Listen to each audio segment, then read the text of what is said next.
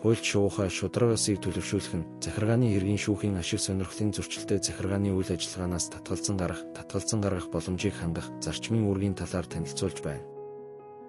Захиргааны үйл ажиллагаанд хуульд үндэслэх. Шуурхай тасралтгүй байх.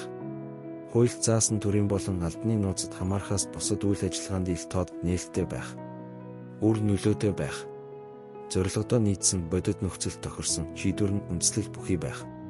Бусдын эрх, хууль ёсны ашиг сонирхлыг хүндсэн захиргааны шийдвэр гаргах тохиолдолд тэдгээрт урьдчилан мэдэгдэх оролцоог нь хангах.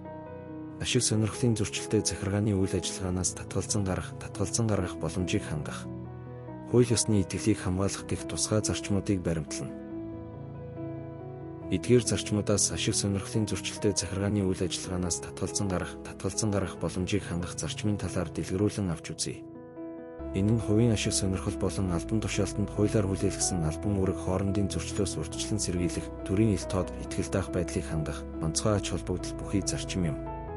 Ашиг сонирхлын зөрчил гэж юуг ойлгох, түүнээс хэрхэн урьдчилан сэргийлэх, захиргааны байгууллага, албан тушаалтны хүлээх үүрэг, хариуцлагын асуудлыг, нийтийн албанд нийтийн болон хувийн ашиг сонирхлыг зохицуулах, ашиг сонирхлын зөрчлөөс урьдчилан сэргийлэх тухай хуулиар зохицуулдаг байна. Нийтийн ашиг сонирхол гэдэг нь нийтийн албан тушаалтан Монгол улсын үндсэн хууль, бусад хуулиар олгогдсон бүрэн эрхээ хувийн ашиг сонирхлоос ангид тэгш шударгаар хэрэгжүүлнэ гэх олон нийтийн итгэлийг хэлнэ. Хувийн ашиг сонирхол гэдэг нь нийтийн албан тушаалтан албаны бүрэн эрхээ хэрэгжүүлэхэд өөрөө болон түүнтэй хамаарал бүхий этгээдийн зүгээс нөлөөлж болох үз, эдийн болон эдийн бус ашиг сонирхлыг хэлнэ.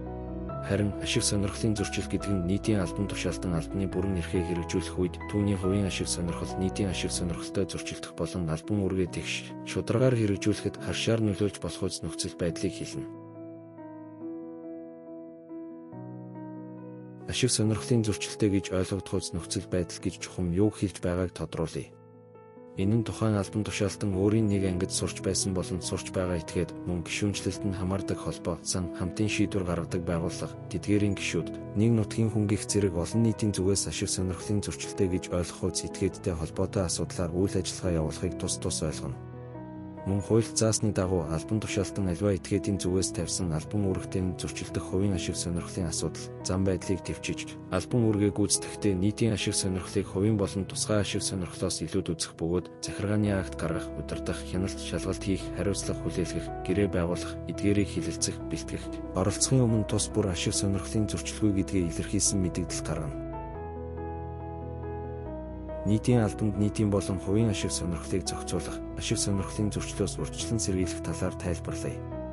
Албан тушаалтан албан үүргээ гүйцэтгэхэд ашиг сонирхлын зөрчил үүсч болзошгүй нөхцөл албан үүргээ гүйцэтгэхээс татгалзаж, энэ тухай эрх бүхий байгууллага албан тушаалтанд бичгээр мэдэгдэх үүрэгтэй. Ашиг сонирхлын зөрчил бүхий нөхцөл байдлын талаар мэдэж байгаа бусад этгээд энэ тухай холбогдох байгууллага албан тушаалтанд мэдээлж болно.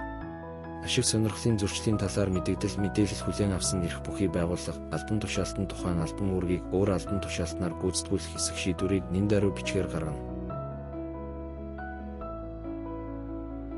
Хуульч шуугийнхаа шударга ёсыг төлөвшүүлэх нь захиргааны хэргийн шүүхийн ашиг сонирхлын зөрчилтэй захиргааны үйл ажиллагаанаас татгалзан гаргах боломжийг хангах зарчмын үүрэг хэсгийг уншаарай. Хуульч шуугийнхаатай хамт захиргааны эрх зүй судлаарай. Хамтдаа хөгжицгөөе.